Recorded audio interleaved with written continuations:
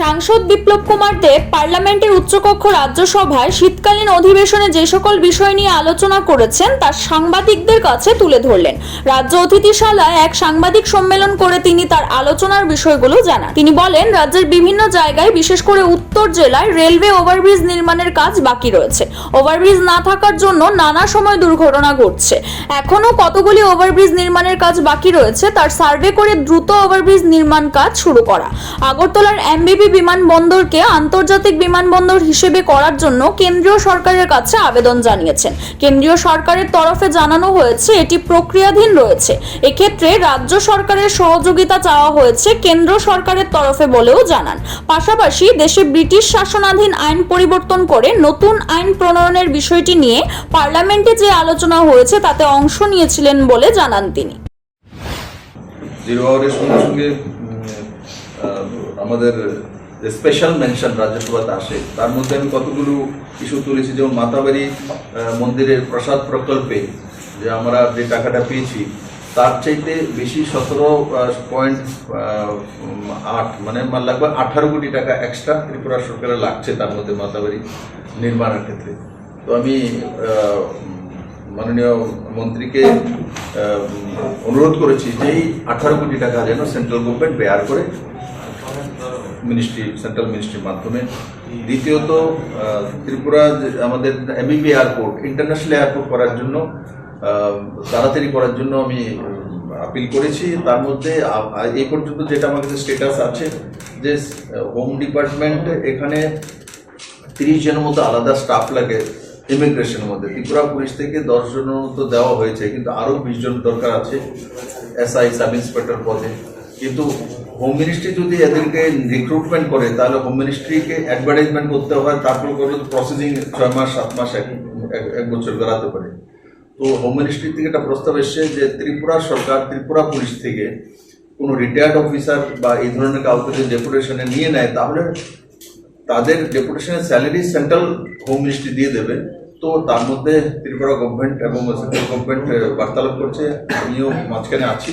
আমি আশা করি খুব কম সময়ের মধ্যে ইন্টারন্যাশনাল এয়ারপোর্ট হওয়ার জন্য যে ইমিগ্রেশনের যে স্টাফ চাই, তো এগুলো ব্যবস্থা করার পরেই ইন্টারন্যাশনাল এয়ারপোর্টের দিকে যাবে, সেটা আমি তুলেছি।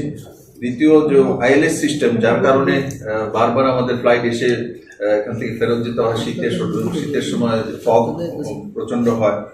তো আইএলএস সিস্টেম নতুন এয়ারপোর্ট হওয়ার পরও আইএলএস সিস্টেম এখনো ডেভেলপ পুরো হয়নি, এটার পারমিশন পাওয়া যায়নি, কিন্তু এটা অন প্রসেস আছে এবং তোলা হয়েছে। আমি এটা ফলো আপ করছি।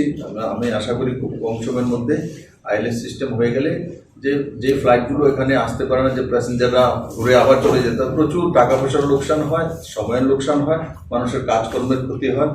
তো সেটা আম আদমির সঙ্গে যুক্ত বিষয়, এইগুলো আমি তুলেছি।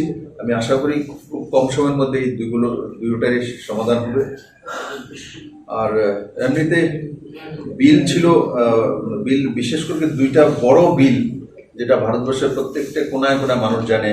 একটা বিল হচ্ছে যে আজকে 150 বছরের পুরানো ইংরেজি যে আইন ব্যবস্থা, যে এভিডেন্স ল, সিআরপিসি, আইপিসি, এগুলো চেঞ্জ করে ভারতীয় সাক্ষ্য আইন, তারপরে ভারতীয় নাগরিক সংহিতা আর ভারতীয় ন্যায় সংহিতা, 3 আইন নতুন করে আনা হয়েছে। আমি হোম স্ট্যান্ডিং কমিটির মেম্বার, তো স্বাভাবিক কারণে পুরো লয়ের বিষয়ে আমি অবগত আছি। আর সেগুলো লোকসভা এবং রাজ্যসভাতে এসছে, তার মধ্যে আমি ডিসকাশন করেছি। আর আমি আশা করি আপনাদের মাধ্যমে তার জন্য বলতে চাইছি, এই ল এখন রাষ্ট্রপতির এখানেও সিলমোহর হয়ে গেছে। এই ল লাগু হওয়ার পর যে ইংরেজি যে ল চলছিল, ইংরেজ তো 1947 চলে গেছে, কিন্তু তারপর যে সত্তাসীন দলগুলো ছিল সে কোনোদিনই এই আইনগুলো ভারতীয়করণ করা হয়নি। ইংরেজ তাদের হিসাব মতো সেই লগুলো তৈরি করেছিল। যেমন আমাদের এখানে কেউ যদি মার্ডার হয় তো ধারা কত, দফা কত, 302, 307 কত, 302 না, 302 মানে কত নম্বর আসছে, 302 নম্বর আছে, হিনিয়াস ক্রাইম 302তে আসছে। প্রথম দিকে কোনটা আসবে, রাজদ্রোহ, ইংরেজদের যে আমাদের আইপিসি। কেন রাজদ্রোহের ডেফিনেশন ইংরেজদের সময় কি ছিল, রাজদ্রোহের ডেফিনিশন সরকারের বিরুদ্ধে বললে রাজদ্রোহ লাগবে, সরকারি কোনো ব্যক্তির বিরুদ্ধে বললে রাজদ্রোহ লাগবে। কারণ ইংরেজ চালাতো, তার জন্য ইংরেজের বিরুদ্ধে বলতে পারবে না, ইংরেজের শাসকের বিরুদ্ধে বলতে পারবে না, আর ইংরেজ সিস্টেমের বিরুদ্ধে বলতে পারে না, বললেই রাজদ্রোহ হবে। আমাদের যত স্বাধীনতা সংগ্রামী সবাইকে ফাঁসির কাস্টে ঝুলিয়েছে, শুধু রাজদ্রোহের আইন দিয়েছে সবাই। কিন্তু দুর্ভাগ্যবশত কংগ্রেস লম্বা সময়, Jawaharlal Nehru first prime minister, উনি এবং ওই দলগুলো কোনো মতেই সেই আইনগুলোকে ডিলিট করেনি। কারণ কি, এরাও চাইতো যে ইংরেজি কায়দায় ভারতীয়দের উপর শাসন করার জন্য। আমি মাননীয় প্রধানমন্ত্রী নরেন্দ্র ভাই মোদী এবং অমিত ভাই শাহজিকে ধন্যবাদ জানাবো যে অমিত ভাই শাহজি 2019 থেকে শুরু করে 2023-এর মধ্যে 4 বছর কঠোর পরিশ্রম করে 158টি উনি মিটিং করেছেন তার জন্য, হাইয়েস্ট মিটিং। কোনো হোম মিনিস্টার কোনোদিনও কোনো পেইনের জন্য এত মিটিং করেনি। Siri TV, channel for news and entertainment.